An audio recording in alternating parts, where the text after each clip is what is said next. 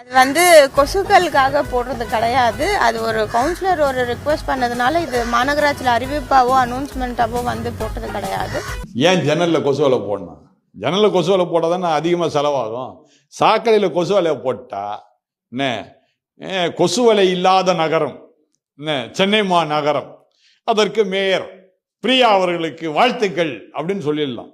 என்ன முட்டா பசங்க பாருங்க. என்னன்னா கவுன்சிலர் இருப்பானா, அந்த கவுன்சிலர் எவ்வளோ பெரிய முட்டாளாக இருப்பான். ஏங்க இது என்னன்னா அவன் என்ன செய்திருப்பான், கொசு ஒழிப்பு திட்டம் சொல்லி ஒரு காரியத்தில் அதில் பணத்தை எடுத்துட்டு இருப்பான். புரியுதுங்களா? அப்போ பணத்தை எடுக்கிறதுக்கு என்ன சொல்லுவான், கொசு ஒழிப்பு திட்டம் நான் பண்ணிட்டேங்க, கொசு வலையை போட்டாங்க எல்லா இடத்துலையும், கொசு ஒழிப்பு திட்டம் அவன் இடத்துல செய்துட்டேன்னு சொல்லி அவன் ஒரு பெருமையாக அவன் எல்லாத்தையும் சொல்லியிருப்பான். அவன் ரொம்ப அறிவுள்ளவன். அவன் வேற என்னத்த சொல்றது அவனை போய். இப்படிப்பட்ட அறிவுள்ளவரெல்லாம் யாரு தேர்ந்தெடுக்கிறது? நம்ம மக்கள் தான்.